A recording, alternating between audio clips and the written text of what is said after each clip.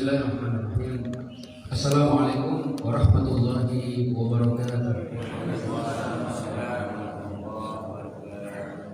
Alhamdulillahilladzi nahmaduhu wa nasta'inuhu wa nastaghfiruh wa na'udzu billahi min shururi anfusina wa min sayyiati a'malina. May yahdihillahu fala mudilla lahu wa may yudlilhu fala hadiya lahu. Asyhadu an la ilaha illallah wahdahu la syarika lahu wa asyhadu anna Muhammadan 'abduhu wa rasuluhu la nabiyya wa la rasula ba'dahu. Fa inna asdaqal hadithi kitabullah wa khairul hadi hadi Muhammadin sallallahu alaihi wasallam wa syarrul umuri muhdatsatuha fa inna kulla muhdatsatin bid'ah wa kulla bid'atin dhalalah wa kullu dhalalatin finnar. Amma ba'd. Hadirin Bapak-bapak dan ibu-ibu jamaah sekalian yang dimuliakan Allah Subhanahu wa taala, kita bersyukur kepada Allah atas seluruh karunia dan nikmat-Nya yang senantiasa tercurahkan kepada kita, dan kembali kita dipertemukan oleh Allah Subhanahu wa taala di masjid kita yang kita cintai ini untuk sama-sama kembali mengingat Allah Subhanahu wa taala, mengkaji ayat-ayatnya dan juga mendalami kehidupan Rasulullah sallallahu alaihi wasallam dalam sirahnya. Karena itu alhamdulillah kita mengharap kepada Allah Subhanahu wa taala agar Allah mencurahkan kepada kita ilmu yang bermanfaat, kemudian amal yang diterima dan juga rezeki yang mulia. Kita berlindung kepada Allah dari ilmu yang tidak bermanfaat, dari hati yang tidak pernah merasa takut, dari jiwa yang tidak pernah merasa kenyang, dan juga dari doa yang tidak pernah dikabulkan. Hadirin sekalian yang dimuliakan Allah Subhanahu wa taala, kita berada pada bulan Rabiul Awal, di mana pada bulan inilah Rasulullah Shallallahu Alaihi Wasallam dilahirkan. Di awal pembahasan sirah kita dahulu pernah kita sampaikan tanggal kelahiran Rasul, bahwasannya ada perbedaan pendapat di kalangan para ulama berkaitan dengan tanggal kelahiran Rasul. Ada yang menyatakan tanggal 2, tanggal 7, tanggal 9, tanggal 12 dan yang lainnya, tapi pada bulan Rabiul Awal. Ada juga yang menyatakan bahwa Rasulullah Shallallahu Alaihi Wasallam dilahirkan pada bulan Ramadan. Ini menurut sebagian para ulama, pendapat yang menyatakan Rasulullah SAW dilahirkan pada bulan Ramadan mengatakan karena Rasul mendapatkan wahyu pertama ketika beliau berusia 40 tahun, berarti dilahirkannya pada bulan Ramadan. Akan tetapi dikomentari pendapat ini dengan menyatakan pendapat yang menyatakan Rasulullah SAW dilahirkan pada bulan Ramadan termasuk pendapat yang asing.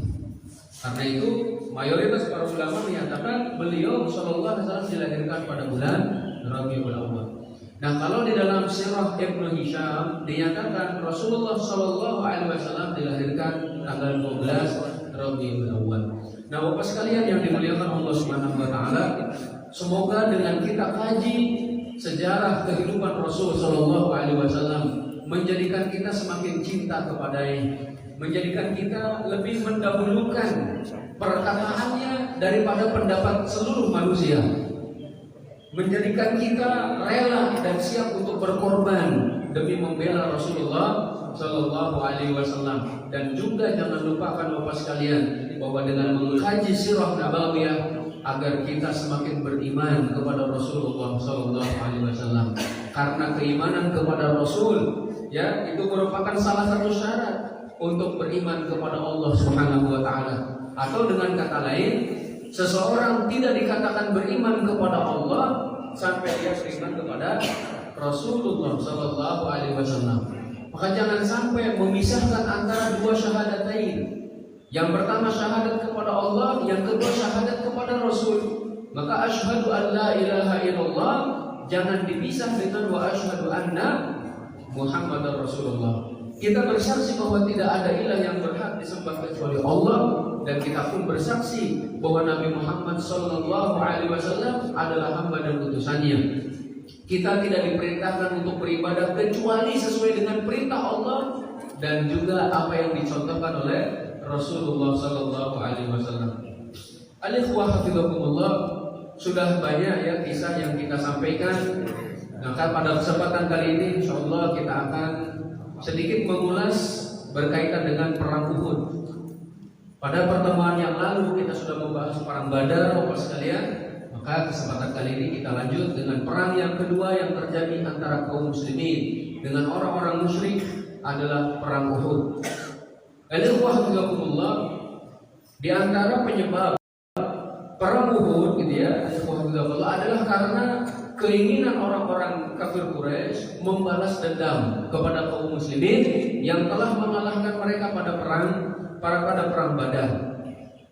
Sehingga Bapak sekalian yang dimuliakan Allah Subhanahu wa taala, di antara para pemimpin orang-orang Quraisy ini bersemangat sekali ya untuk membalas dendam tersebut, dan yang paling semangat itu, yang paling getol mengadakan persiapan untuk membalas kekalahan pada perang Badar, di antaranya adalah Ikrimah bin Abi Jahal.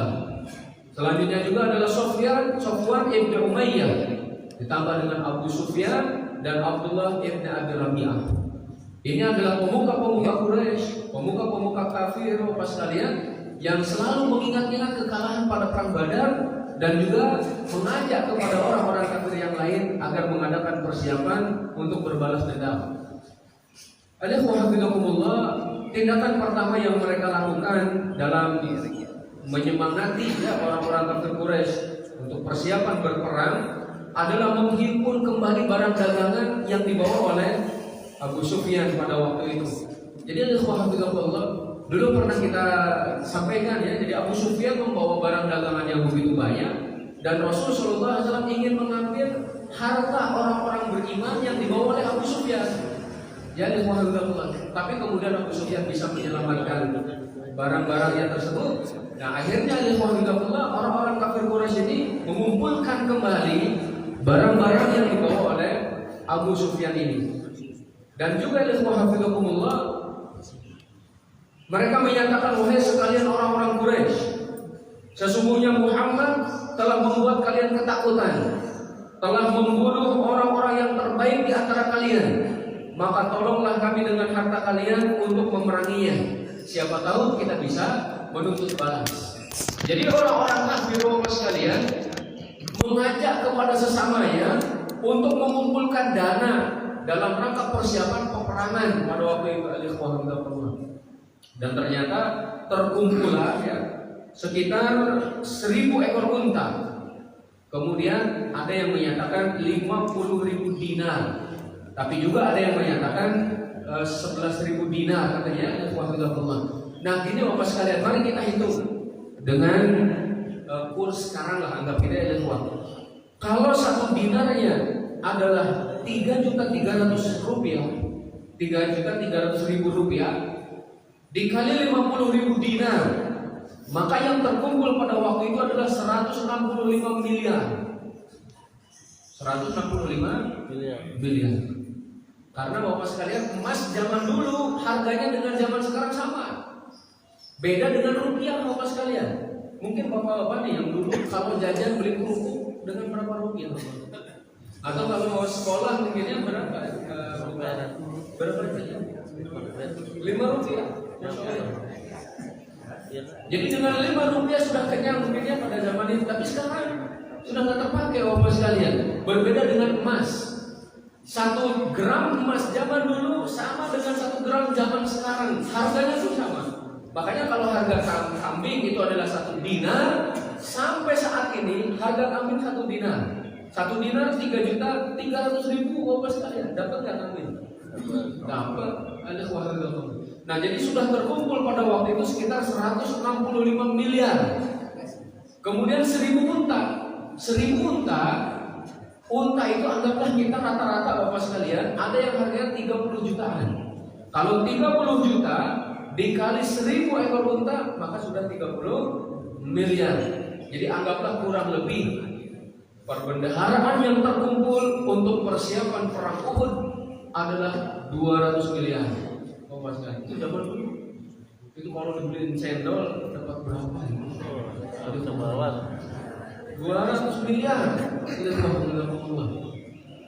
Jadi orang-orang kafir ternyata mereka tanda kutip berinfak, akan tetapi infak mereka untuk menghalang-halangi manusia dari jalan Allah Subhanahu wa taala. Allah Subhanahu wa taala berfirman dalam surat Al-Anfal ayat yang ke-36, A'udzubillahi minasyaitonir rajim. Innal ladzina kafaru yunfiquna amwalahum liyasuddu 'an sabilillah fasayunfiqunaha thumma takunu 'alaihim hasratan thumma yughlabun. Jadi sesungguhnya orang-orang kafir itu mereka benar-benar menafkahkan harta mereka untuk menghalangi orang-orang dari jalan Allah. Mereka akan menafkahkan harta itu, kemudian menjadi penyesalan bagi mereka dan mereka akan dikalahkan. Maka jangan sampai kalah ya kita sebagai kaum muslimin untuk mengeluarkan sebagian harta kita di jalan Allah, untuk mencari rahmat Allah dan untuk mendekatkan manusia kepada Allah Subhanahu wa taala. Kalau orang kafir mereka berinfak, tapi untuk menghalang-halangi manusia dari jalan Allah Subhanahu wa taala. Sampai saat ini orang-orang kafir mengeluarkan dana mereka untuk menghalang-halangi kita dari agama Allah Subhanahu wa taala.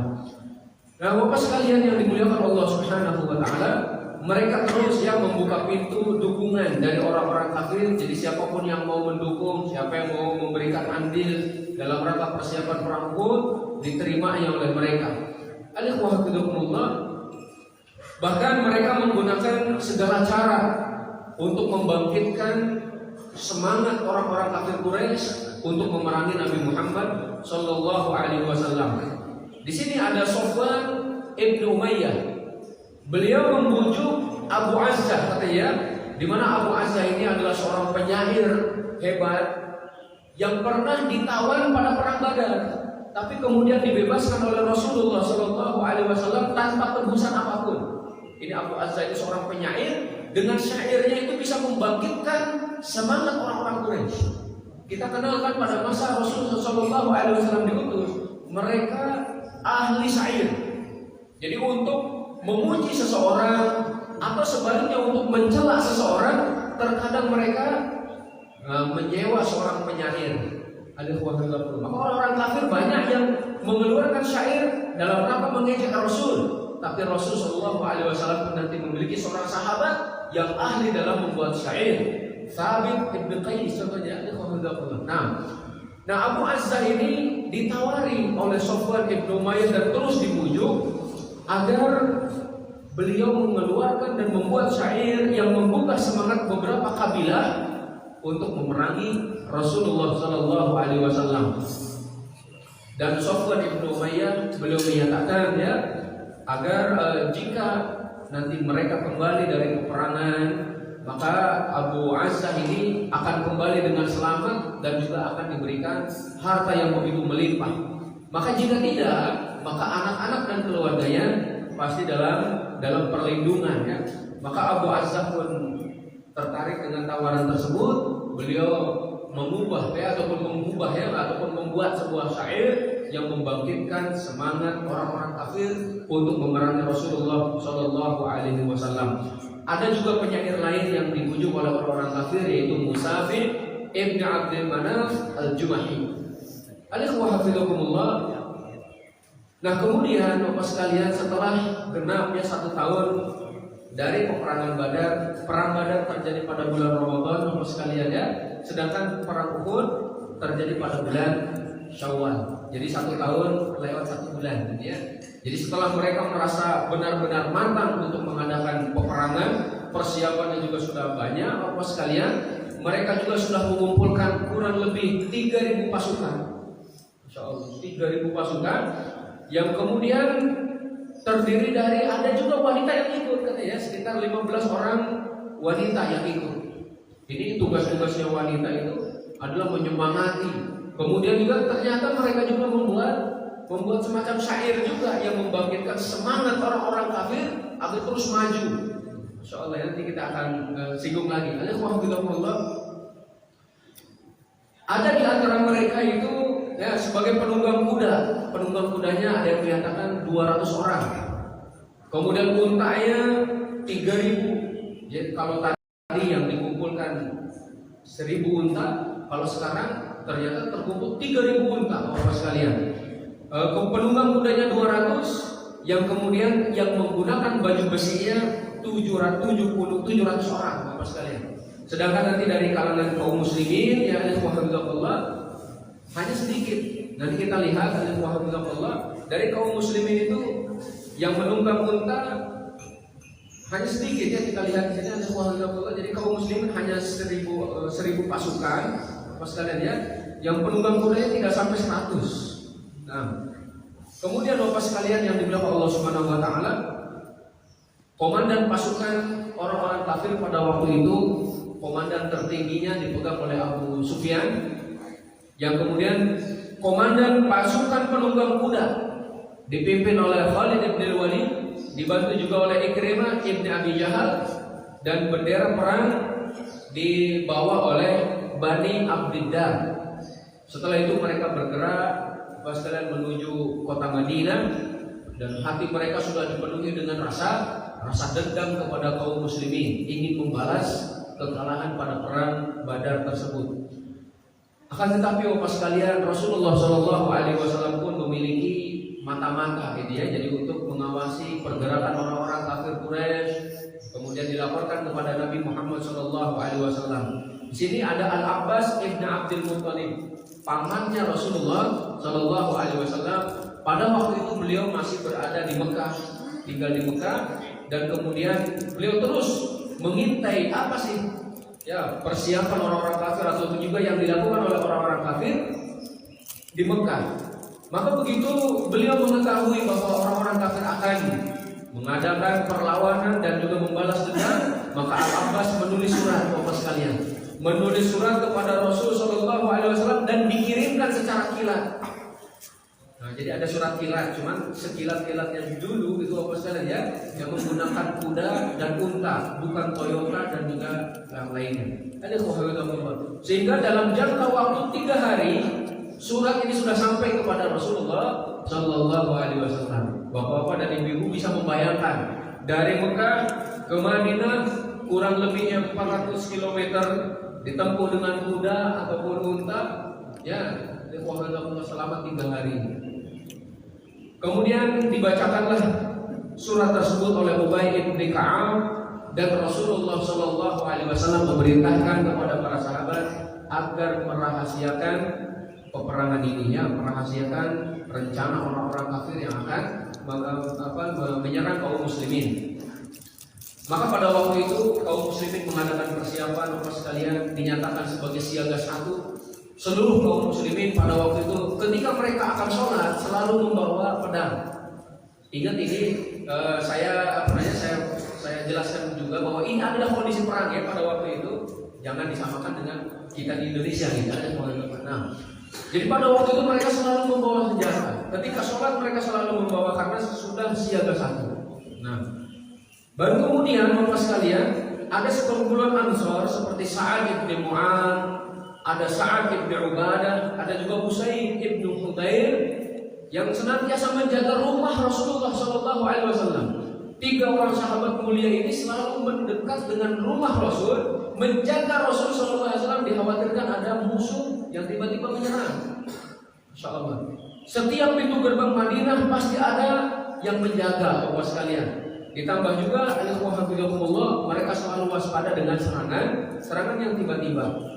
Baru kemudian ketika pasukan Mekah, dalam arti pasukan orang-orang Quraisy, pasukan orang-orang kafir Quraisy ya, meneruskan perjalanan, mengambil jalur utama ke arah barat untuk menuju Madinah, katanya. Setiba di Abwa mungkin Abwa ketika mendengar kata Abwa, apa yang teringat? Tempat dimakankannya ibu Rasulullah SAW. Nah, ketika sampai di Abwa, Bapak sekalian, Hindun ibn Utbah, istrinya Abu Sufyan, menyatakan, mari kita gali kuburan ibu Rasulullah SAW. Akan tetapi mereka nggak ada yang berani, Bapak sekalian. Kami tidak mau ya. Kami khawatir justru ketika menggali kuburan itu, apa yang akan terjadi pada diri kita, katanya ya. Apa yang dilakukan oleh kaum muslimin terhadap kita. Mereka tidak berani menggalinya, Bapak sekalian, dan mereka sangat berhati-hati untuk melakukan hal tersebut. Mereka kemudian melanjutkan perjalanan hingga mendekati Madinah. Ketika mereka sudah melewati Wadil Aqib, ini barangkali lebih enaknya kalau sambil jalan-jalan ke sana, Bapak sekalian ya, ya sambil umroh gitu. Nah, nanti ke Uhud, Bapak sekalian, sambil perlihatkan bagaimana orang-orang kafir Quraisy sampai ke Wadil Aqib, kemudian juga membelok ke arah kanan hingga tiba di dekat Bukit Uhud. Bapak sekalian, di satu tempat tersebut dinamakan dengan Al-Ainain, ya. Di sebelah utara Madinah. Pasukan Quraisy pada waktu itu mengambil tempat di sana.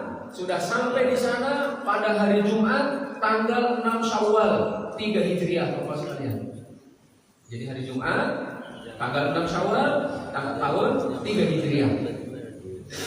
Kabar mengenai perjalanan pasukan Mekah ini terus disampaikan kepada Rasulullah Shallallahu Alaihi Wasallam. Sampai saat itu Rasulullah Shallallahu Alaihi Wasallam pun menggelar musyawarah dengan para sahabatnya, ya. Kira-kira kita akan tetap tinggal di Madinah atau kita akan bergerak menuju Uhud. Sebagian berpendapat kita menetap saja di Madinah ya Rasulullah. Sebagian mengaminkan, ya, pendapat ini, dalam arti menyetujui, termasuk Abdullah bin Ubay bin Salul. Ini gembongnya orang-orang munafik. Kenapa dia menyetujui pendapat ini? Karena ada yang menyatakan Abdullah bin Ubay bin Salul kalau lari nggak ada yang mengetahui. Makanya beliau menyetujui pendapat agar tetap tinggal di Madinah saja. Tapi sebagian juga para pemuda dan juga orang-orang yang tidak ikut perang Badar pada waktu itu, mereka memberikan usulan kepada Rasulullah Shallallahu Alaihi Wasallam, kita keluar saja ya Rasulullah, gitu ya. Kita ingin menghadapi mereka dan agar mereka tidak menyangka bahwa kita ini pengecut, kita ini berani ya Rasulullah, ini ya. Keluarlah kita. Alhamdulillah. Sebelum memutuskan perkara tersebut, Rasulullah Shallallahu Alaihi Wasallam pernah menyampaikan bahwa tadi malam saya bermimpi dan mimpinya indah sekali, kata beliau. Saya bermimpi melihat beberapa ekor lembu ataupun sapi yang disembelih, dan juga aku lihat mata pedangku ini rompal, kata beliau, ya. Dan aku memasukkan tanganku ke dalam baju besi yang kokoh. Dan ternyata ditakwilkan mimpi Rasul Shallallahu Alaihi Wasallam bahwa beberapa ekor sapi yang disembelih maksudnya adalah akan ada beberapa sahabat dari sahabat Rasul Shallallahu Alaihi Wasallam yang terbunuh sebagai syahid. Kemudian mata pedang beliau yang rompal itu ditakwilkan salah satu anggota keluarga Rasul Shallallahu Alaihi Wasallam akan meninggal sebagai syahid. Dan juga ketika beliau menyatakan beliau akan memasukkan tanganku ke dalam baju yang sangat kokoh. Maksudnya apa? Akan memasukkan para sahabat kepada kota Madinah. Dia ada Nah, dengan mimpinya itu beliau mengusulkan kepada para sahabat agar tidak keluar dari Madinah. Sudahlah di Madinah saja. Jadi ada karena tadi barangkali beliau memiliki beberapa pandangan, gitu ya. Udah kita di Madinah saja. Tapi ternyata tadi ada beberapa orang pemuda, gitu ya, yang mendatangi Rasul Shallallahu Alaihi Wasallam dan mengusulkan agar kita keluar dari Madinah. Nah, di sini saya sampaikan lagi, Abdullah bin Ubay menyetujui pendapat agar tetap tinggal di Madinah, sedangkan yang lain mengusulkan agar keluar. Ketika itu Rasulullah Shallallahu Alaihi Wasallam kemudian masuk ke dalam rumahnya, dan sebagian para sahabat juga menyatakan, apakah kalian sudah mendesak Rasul agar keluar dari Madinah? Ya, alangkah baiknya kalian mengikuti apa yang diperintahkan oleh Rasul saja, gitu ya. Sehingga ketika Rasulullah Shallallahu Alaihi Wasallam keluar dari rumah beliau, para sahabat menyatakan, ya Rasulullah, bukan maksud kami untuk menentang engkau ya Rasulullah. Berbuatlah sesuai dengan kehendak engkau. Jika memang engkau lebih suka menetap di Madinah, maka lakukanlah. Namun Rasulullah Shallallahu Alaihi Wasallam menyatakan, tidak selayaknya bagi seorang nabi yang sudah menggunakan pakaian perang untuk melepasnya kembali. Jadi pada waktu itu beliau sudah menggunakan baju besi 2 lapis, menggunakan pelindung ini kepala, apa saja. Gak mungkin seorang nabi, kata beliau, kalau sudah menggunakan pakaian besi seperti itu, meletakkannya kita keluar dari Madinah. Masya Allah. Dan ternyata inilah kehendak dari Allah Subhanahu wa taala agar terlihat wajah nyata dari orang-orang munafik yang pada hakikatnya mereka tidak mau berperang. Bapak sekalian, alhamdulillah, Rasulullah Shallallahu Alaihi Wasallam membagi pasukannya menjadi 3 kelompok. Yang pertama kelompok Muhajirin, benderanya dibawa oleh Mus'ab ibnu Umair. Kemudian kelompok Aus dan kelompok Khazraj. Kelompok Aus benderanya diserahkan kepada Usaid ibnu Hudayr. Sedangkan kelompok Khazraj maka benderanya dibawa oleh Al-Hubab ibnu Al-Munzir Al-Jumahi. Nah, pasukan ini Bapak sekalian terdiri dari 1.000 orang. Jadi kalau orang kafir 3.000, kalau muslimin 1.000, berarti 1 banding 3. 100 prajurit mengenakan baju besi. Kalau tadi dari orang-orang kafir yang menggunakan baju besi sekitar 700 orang, ya, bahkan dari kaum muslimin hanya 100. Kemudian juga 50 orang penunggang kuda. Penunggang kuda dari orang-orang kafir ada 200. Dari kaum muslimin hanya 50, Bapak sekalian. Dan tadi penunggang kuda itu dipimpin oleh Khalid bin Walid, ya. Kita akan lihat nanti. Nah, Bapak sekalian yang dimuliakan Allah Subhanahu wa taala, ada juga pendapat yang menyatakan kaum muslimin pada masa itu tidak ada yang menunggang kuda katanya. Ada pendapat yang seperti itu, ya. Dan Madinah pada waktu itu diserahkan kepada Abdullah ibnu Ummi Maktum, terutama adalah untuk mengimami sholat pada waktu itu, walaupun di akhirnya ternyata beliau juga diizinkan untuk ikut berperang.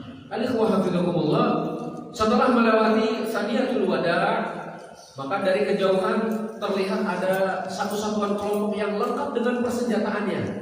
Itulah orang musyrik sudah siap, ya. Ketika ditanyakan dari kelompok manakah itu, ternyata mereka adalah orang-orang Yahudi.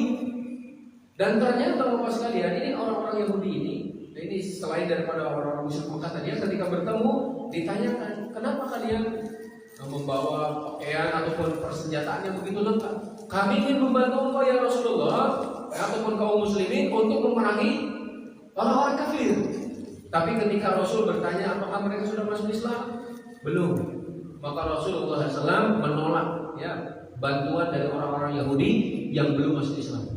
Alhamdulillah, setibanya Rasulullah SAW dan para sahabat di satu daerah yang disebut dengan Asy-Syaikh-Khani, beliau menginspeksi pasukan, mulai memilih. Beliau melihat-lihat lagi pasukan yang ikut. Jika ada di antara mereka yang terlalu muda, maka tidak diperbolehkan ikut. Di antara yang tidak diperbolehkan ikut pada masa itu, Bapak sekalian, Abdullah bin Umar bin Khattab, masih kecil waktu itu, ya, suruh pulang. Kemudian ada Usamah bin Zaid. Usamah bin Zaid juga masih kecil. Ketika Rasulullah SAW meninggal dunia saja, usia beliau sekitar 18 tahun.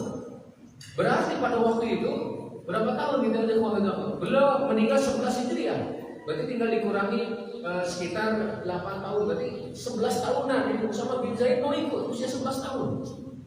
Sekarang usia 11 tahun kira-kira bisa ngapain, Bapak? Kelas berapa SD? Kelas 3 atau 4 gitu, ya? Kelas 4 SD gitu, ya, kuat. Sudah bisa apa anak-anak kita ini, ya, pada masa itu sudah mau ikut perang. Tapi kata Rasul dipilihkan, kamu kan masih terlalu kecil. Pulang gitu, ya. Usamah bin Zaid, Usaid bin Zuhair, Zaid bin Thabit, kemudian juga Zaid bin Arqam, Amr bin Hazm, Abu Sa'id Al-Khudri, dan Sa'ad bin Habbah. Di antara mereka juga ada Al-Barra bin Azib. Ya, tetapi ada yang menyatakan Al-Barra bin Azib tetap ikut, kemudian beliau meninggal syahid. Ada juga Rafi' ibn Khadij dan Samurah ibn Jundub. Rafi' dan Samurah ini awalnya tidak diperkenankan oleh Rasul, tapi setelah dikatakan ya Rasulullah, Rafi' ibn Khadij ini ahli dalam memanah, akhirnya diperbolehkan. Melihat Rafi' diperbolehkan oleh Rasul, maka Samurah menyatakan kepada Rasulullah SAW, ya Rasulullah, saya lebih kuat daripada Rafi'. Coba ya, Masya Allah. Jadi berlomba-lomba ikut perang. Berbeda mungkin kalau tahun sekarang, berlomba-lomba izin tidak ikut perang. Makanya Samurah mengatakan saya lebih kuat daripada Rafi' ya Rasulullah. kata Rasulullah, coba berbulan kalian berdua ini di hadapan Rasul. Ternyata benar Rafi dikalahkan oleh Samurah. Akhirnya Samurah dibolehkan untuk ikut perang Uhud bersama Rasulullah Shallallahu Alaihi Wasallam. Alhamdulillah. Ketika waktu sudah petang, ya alhamdulillah, beliau berhenti di tempat itu, lalu kemudian beliau sholat maghrib, kemudian sholat isya bersama seluruh pasukan pada waktu itu, dan diputuskanlah untuk menetap di sana. Beliau 50 orang memilih 50 orang dari kalangan para sahabat untuk senantiasa berjaga-jaga dan berkeliling di sekitar pasukan. Beliau menunjuk Zakwan Ibn Abdul Qais sebagai penjaga beliau secara khusus. Insyaallah. Nah, setelah itu ya sesaat sebelum fajar menyingsing, sebelum datang waktu subuh, Bapak sekalian, apa yang dilakukan oleh Abdullah bin Ubay bin Salul? Ya, hampir saja sholat subuh dilaksanakan, ya. Sementara musuh sudah dapat dilihat, Bapak sekalian, mereka juga dapat melihat kaum muslimin. Maka Abdullah bin Ubay membelot. Abdullah bin Ubay bin Salul, beliau menyatakan, kalau kita tahu, ya, atas dasar apa, ataupun mereka menyatakan kita tidak tahu atas dasar apa, gitu ya, mereka ataupun kita memerangi diri kita sendiri, atau mungkin dengan bahasa lain, ngapain kita bunuh diri, gitu ya, lebih baik kita pulang saja. Akhirnya juga beliau pulang, Bapak sekalian, diikuti oleh sekitar 300 pasukan. 300 pasukan. Jadi beliau menyatakan, karena Rasulullah SAW tidak mendengar pendapat saya, kata Abdullah bin Ubay bin Salul, maka saya tidak mau mengikutinya. Saya pulanglah hari ini juga. Beberapa teman-temannya dari kalangan munafik ikut sampai 300 orang, Bapak. Berarti yang tersisa berapa? 700. Karena tadi 1000, yang pulang 300, berarti sisa 700, Bapak sekalian. Alhamdulillah. Abdullah bin Ubay bin Salul ini melakukan hal ini agar mental kaum muslimin down, ya, turun, Bapak sekalian. Tapi Allah Subhanahu wa taala menjaga semangat kaum muslimin agar tetap bersama dengan Rasulullah sallallahu alaihi wasallam. Dan disampaikan juga dalam karyanya Syekh Sofiyur Rahman Al-Mubarakfuri ini bahwa Bani Harithah dan juga Bani Salimah dari Khazraj hampir saja kehilangan semangat. Hampir saja mereka juga Subhanahu wa ta'ala menguatkan kembali keinginan mereka. Allah berfirman, "Idh hammat ta'ifatani minkum an tafshala wallahu waliyuhuma wa 'alallahi falyatawakkalul mu'minun." Ketika dua golongan dari kalian ingin mundur karena takut, ya, karena hasutan tadi, padahal Allah adalah pelindung bagi kedua golongan itu. Karena itu hendaklah kepada Allah saja orang-orang mukmin bertawakal. Nah, pada saat itu Bapak sekalian, Abdullah ibni Haram, anak daripada Jabir ibni Abdullah, berusaha mengingatkan orang-orang munafik itu agar jangan sampai kalian pulang, ya. Jangan sampai kalian menjadikan semangat kaum muslimin ini turun. Dia terus membuntuti mereka, memberikan semangat, memberikan nasihat kepada orang-orang munafik ini. Tapi ternyata tidak didengar. Ya, beliau menyatakan, mari berperang di jalan Allah. Tidak ada salahnya kalau memang kalian tidak mau maju, bertahan saja gitu ya di sini. Tapi ternyata mereka menyatakan, andaikan kami tahu kalian hendak berperang, tentu kami tidak akan pulang. Jadi alasan-alasannya itu kayaknya tidak masuk akal, Bapak sekalian. Coba kita lihat. Yang pertama, mereka beralasan Rasul Shallallahu Alaihi Wasallam tidak mendengar pendapat Abdullah bin Ubay, justru malah keluar ke Madinah, gitu ya. Abdullah bin Ubay kan tahu sudah keluar ke Madinah, kenapa malah ngikutin? Kalau memang tidak setuju, kenapa tidak tinggal di Madinah? Ini malah ikut terus sampai mendekat kepada Uhud. Kemudian setelah dekat dengan Uhud, mereka menyatakan, kalau kami tahu kalian akan berperang, kami tidak akan pulang. Terus mengapain ke Uhud, Bapak sekalian? Kalau bukan untuk berperang. Jadi ini hanya sekedar alasan yang dibuat-buat oleh orang-orang munafik. Alhamdulillah. Sampai kemudian mereka tetap pulang, dan Abdullah ibn Haram ini mendoakan mereka, ya, semoga Allah menjauhkan kalian, katanya, wahai musuh-musuh Allah, sehingga Allah membuat nabinya tidak membutuhkan kehadiran kalian.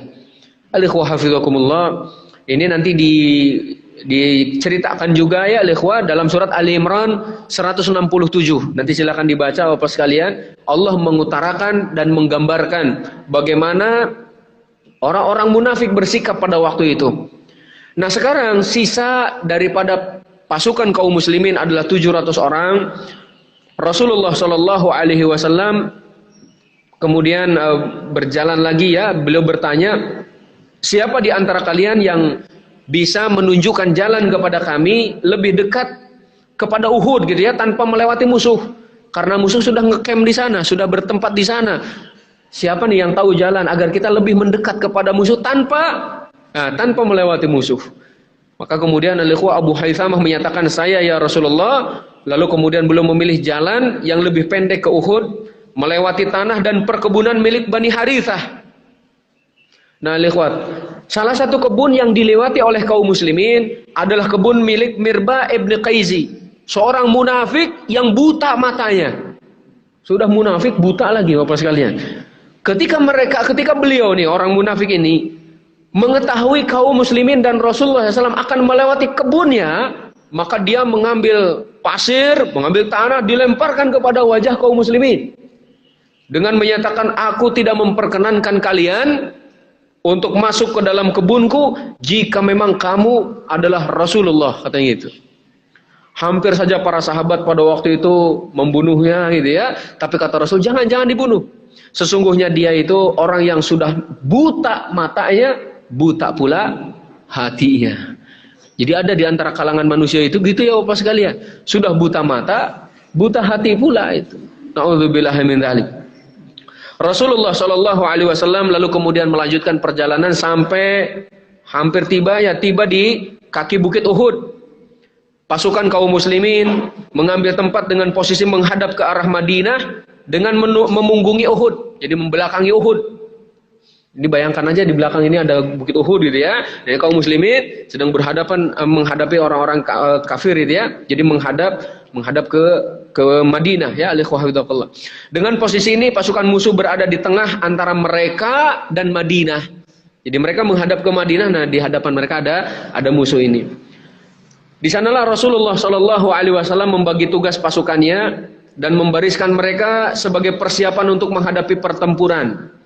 Di sini ada pemanah ulung Bapak sekalian. Pimpinannya adalah Abdullah bin Zubair Ibn Nu'man Al-Ansari Al-Ausi. Beliau memerintahkan agar Abdullah ibn Zubair ini menempati Jabal Rumat, gunung para pemanah. Ya bayangkan ya Bapak sekalian yang pernah ke sana.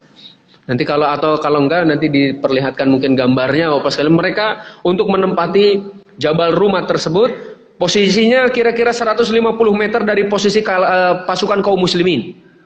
Sekitar ada 40 pasukan di sana ya. Nah, kemudian Rasulullah Shallallahu alaihi wasallam juga menyatakan kepada para pemanah, lindungi kami dengan anak panah kalian agar musuh tidak bisa menyerang kami dari arah belakang ya. Tetaplah di tempatmu, ini kata Rasul, tetaplah di tempatmu. Walaupun kami mengalami kemenangan, walaupun kami menang, walaupun kami di atas angin, ataupun kami terdesak sekalipun, tidak boleh kalian meninggalkan tempat kalian, agar musuh itu tidak datang dari kalian, itu dari arah kalian. Maka alikhwah hafizakumullah, dalam riwayat Imam Bukhari juga dinyatakan, jika kalian melihat kami disambar burung sekalipun, maka jangan sampai kalian meninggalkan tempat ini, yaitu Jabal Rumat. Pokoknya jangan turun sampai nanti ada utusan memberitahu kepada kalian saatnya untuk turun atau saatnya untuk pergi. Apapun yang kalian lihat gitu ya. Kemudian juga dikatakan, jika kalian melihat kami dapat mengalahkan mereka, jangan kalian meninggalkan tempat hingga ada utusan yang datang kepada kalian. Alikhwah hafizakumullah. Nah, kemudian di sayap kanan dipimpin oleh Al-Mundhir Ibn Amr, di sayap kiri dipimpin oleh Zubair Ibn Awam, dan didukung juga oleh satuan pasukan yang dikomandani oleh Al-Miqdad Ibn Al-Aswad. Pada waktu itu alikhwah hafizakumullah, Az-Zubair bertugas menghadang laju kavaleri yang dipimpin oleh Khalid Ibn Al-Walid. Ini ya, jadi Zubair Ibn Al-Awam menghadapi pasukan yang dipimpin oleh Khalid Ibn Al-Walid, sedangkan Di barisan terdepan ada orang-orang pemberani, gitu ya. Jadi dari kalangan para sahabat itu, Bapak sekalian, ahli berperang. Bahkan satu orang di antara mereka, kalau dibanding dengan laki-laki yang lain, mungkin bisa 1:100, 1:1000 dari keahliannya. Dari kalangan para sahabat, Masya Allah. Yang kemudian ini menunjukkan strategi yang sangat jitu dari Rasulullah Shallallahu Alaihi Wasallam sebagai komandan perang. Jadi Bapak sekalian, ada buku khusus juga, judulnya itu Ketika Rasul Harus Berperang, itu Masya Allah. Jadi banyak sekali pelajaran yang bisa kita ambil dari peperangan Rasul. Bahkan dari peperangan Rasul kita belajar akhlak. Masya Allah, belajar akhlak sampai pohon-pohonan tidak ditebang contohnya. Kemudian juga hewan-hewan tidak dibunuh, wanita juga tidak dibunuh. Kalau bertemu dengan kakek-kakek itu juga tidak dibunuh, Bapak sekalian. Nanti kita lihat beberapa adab dalam yang terlihat ya dalam perang Uhud. Nah, kemudian Bapak sekalian yang dimuliakan Allah Subhanahu wa taala, Rasulullah Shallallahu alaihi wasallam melarang semua pasukan untuk melancarkan serangan kecuali dengan komando Rasulullah Shallallahu alaihi wasallam. Jadi kalau dari orang-orang kafir, komandan tertingginya adalah Abu Sufyan, maka dari kalangan kaum muslimin Rasulullah Shallallahu alaihi wasallam. Peperangan ini terjadi pada hari Sabtu, Bapak sekalian, 7 Syawal tahun 3 Hijriah. Jadi kalau orang musyrik mereka sudah sampai pada hari Jumatnya itu, mereka bermalam di sana, kaum muslimin pun sore sudah di sana, dia ikhwah, pagi-paginya terjadilah perang Badar. Perang Uhud, maaf. Kemudian Rasulullah Shallallahu Alaihi Wasallam memerintahkan untuk berperang, meningkatkan kesabaran dan juga keteguhan selama peperangan. Rasulullah SAW juga meniupkan ruh keberanian dan patriotisme di kalangan para sahabat. Sambil menghunus pedang beliau yang begitu tajam, beliau mengatakan kepada para sahabatnya, siapa yang mau mengambil pedang ini dengan haknya? Jadi para sahabat banyak yang mau mengambilnya, tapi tidak ada yang diberikan. Sampai kemudian datanglah Abu Dujanah. Beliau menyatakan, ya Rasulullah, apa haknya? Kata Rasul Shallallahu Alaihi Wasallam, hendaklah engkau membebatkan pedang ini kepada musuh-musuh Allah, ya sampai patah itu. Jadi jangan engkau gunakan kepada sesama kaum muslimin. Maka Abu Dujanah menyatakan, saya yang mengambilnya ya Rasulullah dengan haknya. Diambillah oleh Abu Dujanah. Lalu kemudian Abu Dujanah ini mengikat kepalanya dengan sorban merah. Dan para sahabat menyatakan, kalau dia sudah mengikatkan sorban merah di kepalanya, itu menunjukkan beliau akan berperang dan bertempur sampai meninggal dunia. Masya Allah. Baru kemudian ya orang-orang musyrik mengatur pasukannya berdasarkan aturan barisan-barisan.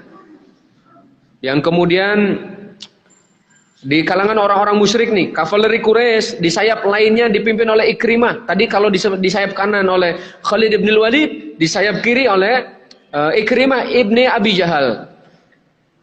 Sedangkan para pemanah dipimpin oleh Abdullah ibn Rabi'ah. Bendera perang diserahkan kepada beberapa orang dari Bani Abdiddar, Bapak sekalian. Bani Abdiddar ini selalu membawa bendera peperangan.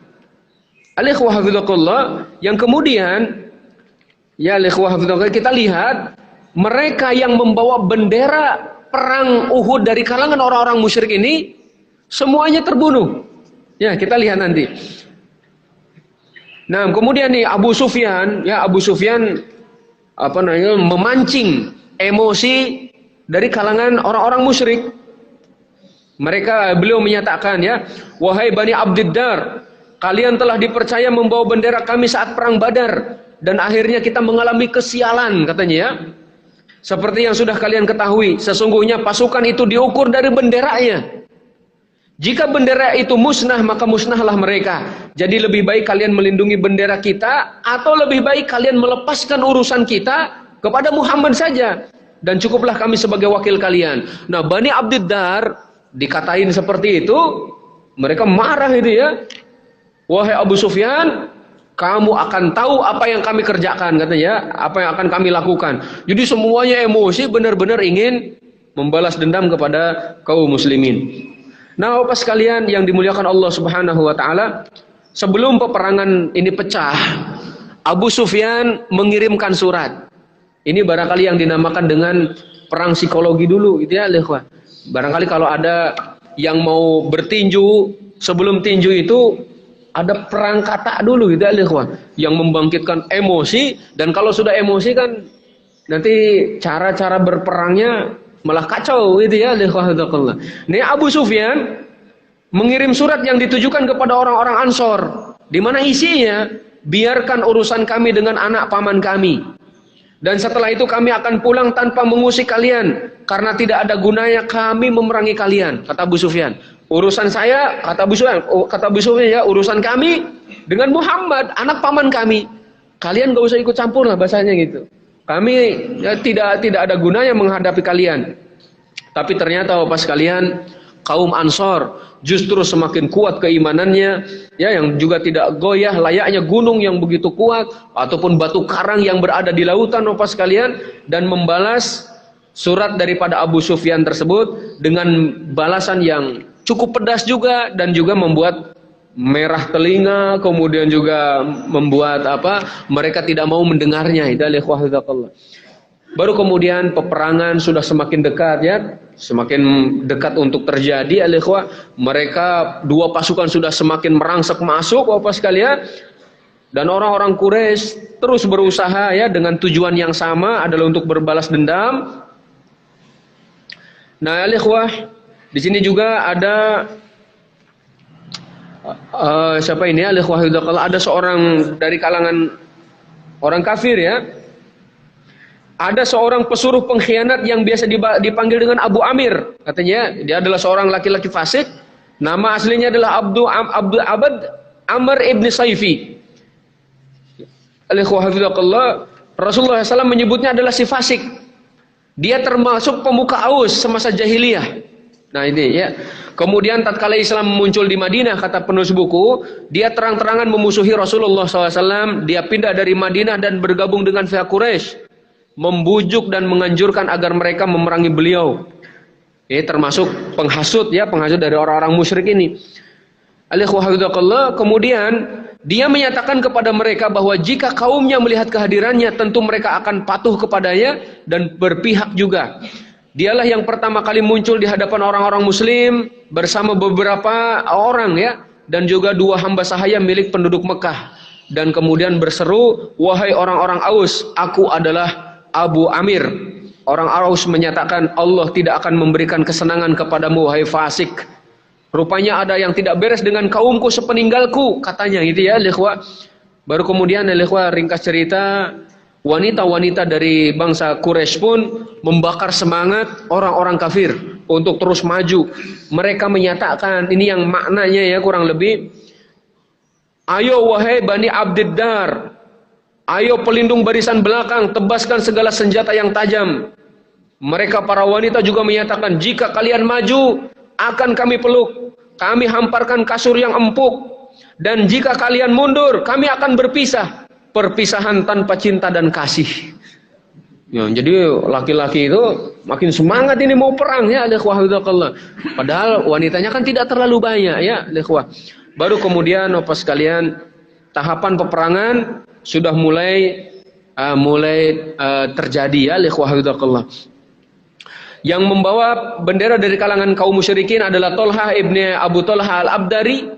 Beliau menunggang kuda pada waktu itu, namun kemudian beliau disampar ya, ataupun didatangi langsung oleh Az-Zubair ibn Awam, mendekati bendera orang musyrik ini dan membunuh Tolhah ibn Abi Tolhah al-Abdari ini. Tolhah ini kemudian jatuh Bapak sekalian. Bendera tersebut ya diambil oleh Abu Syaibah Utsman ibn Abi Tolhah.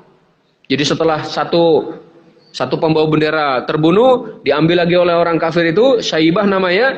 Tidak lama datang Hamzah ibn Abdul Muttalib, membunuh yang membawa bendera itu. Jatuh tersungkur, bendera tersebut dibawa lagi ya oleh yang lainnya, diambil oleh Abu Sa'ad bin Abu Talhah.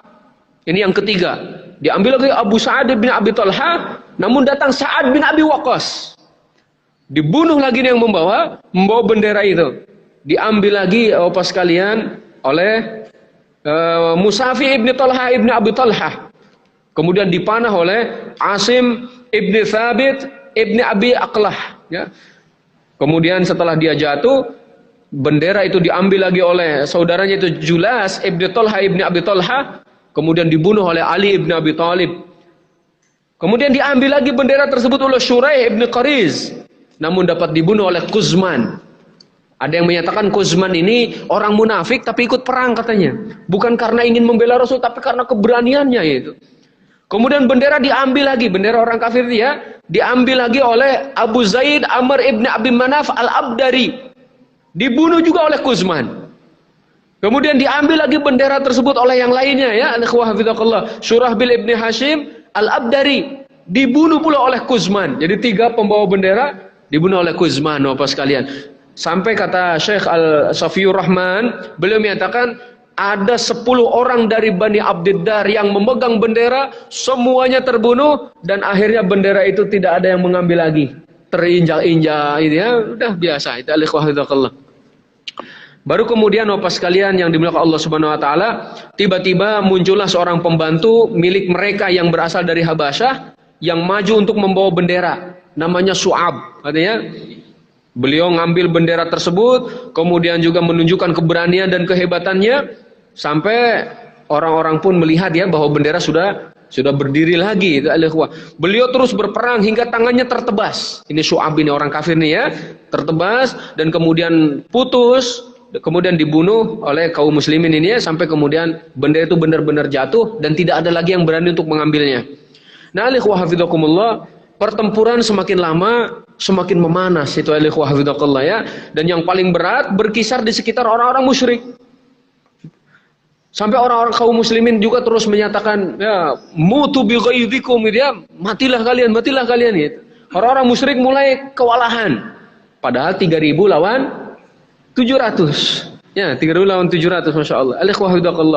Abu Dujanah yang membawa pedang Rasul sallallahu alaihi wasallam, dan beliau tadi sudah mengikatkan sorban di kepalanya, beliau terus masuk Bapak sekalian ke barisan orang-orang kafir. Tidak ada yang dihadapinya kecuali pasti akan berhadapan dengan Abu Dujanah. Sampai kemudian orang musyrik itu banyak yang meninggal gitu ya, ikhwah. Zubair bin Awam menyatakan, sebelumnya kata beliau ya, jadi saya merasa ada sesuatu yang mengganjal di dalam hati saya, kata beliau, ketika aku meminta pedang kepada Rasul, jadi pedang yang tadi ditawarkan, tapi kok kenapa tidak diberikan kepada saya? Justru diberikan kepada Abu Dujanah. Akhirnya beliau ingin mengetahui apa yang dilakukan oleh Abu Dujanah. Maka beliau mengikutinya tuh, al-ikhwah hafidhakallah. Ternyata Abu Dujanah, al-ikhwah hafidhakallah, kemudian ya benar-benar merangsek ke pasukan musuh dan membuat mereka kocar-kacir gitu ya, al-ikhwah hafidhakallah. Nah, kemudian juga Bapak sekalian, dinyatakan Abu Dujanah tidak berpapasan dengan seorang pun, melainkan dia pasti membunuhnya. Jadi beliau tidak akan membiarkan orang-orang musyrik itu diam saja gitu ya, ataupun kalau sudah terluka segera dihabisinya gitu ya, ikhwah. Nah, kemudian juga Abu Dujanah ketika menyusup ke tengah-tengah barisan kaum musyrikin, dia dapat lolos ke titik yang ditempati oleh komandan para wanita Quraisy. Sementara Abu Dujanah tidak tahu bahwa yang dihadapinya adalah seorang wanita. Jadi wanita ikut perang gitu ya, ikhwah. Abu Dujanah menuturkan, aku melihat seseorang yang sedang mencakar-cakar dengan sedemikian rupa ya, maka aku hampiri orang itu, ketika pedangku sudah hampir aku tebaskan ke kepalanya, sudah berada di tengah-tengah kepala orang itu gitu Bapak sekali ya.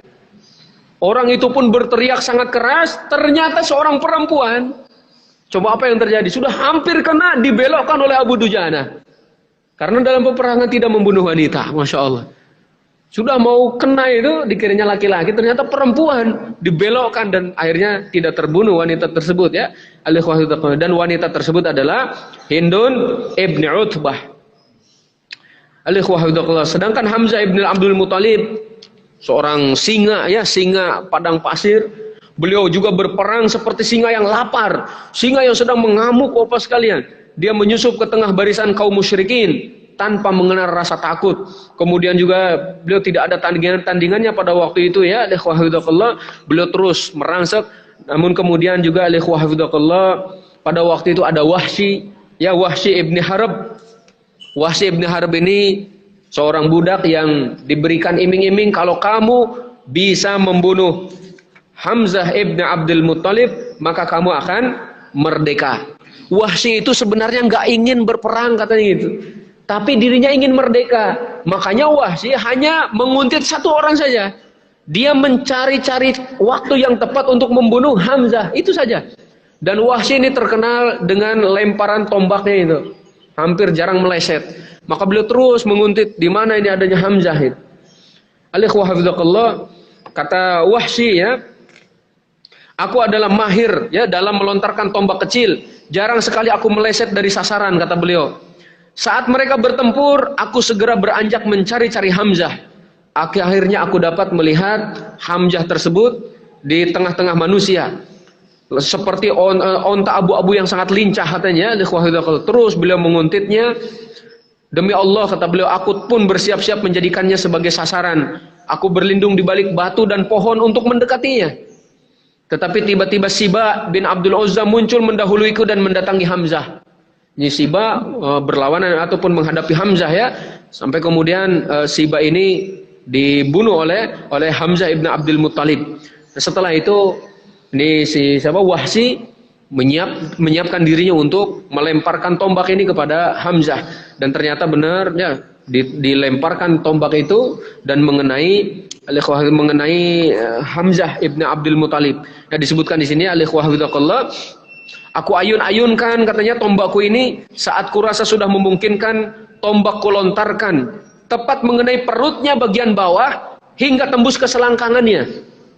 Berarti kan kencang banget itu ya, sampai tembus. Maka Hamzah itu pun berjalan ke arah Wahsy dengan badan yang sudah mulai limbung, sampai kemudian beliau terjerembab ke tanah. Beliau kemudian meninggal dunia, Bapak sekalian. Wahsy memperhatikannya sampai memastikan dia sudah meninggal dunia. Baru setelah meninggal dicabutnya lah tombaknya tersebut, Bapak sekalian. Kemudian setelah membunuh Hamzah, apa yang dilakukan oleh Wahsy? Pulang, Bapak sekalian. Jadi Wahsy itu dari tadi nggak ingin berperang, cuman satu aja itu, pengen merdeka, dan ternyata iming-imingnya kalau harus membunuh Hamzah ibn Abdul Muttalib. Nanti Bapak sekalian, cerita tentang Wahsy ini, beliau menyatakan dengan tombak yang sama saya membunuh Musailamah al-Kadzdzab yang mengaku nabi.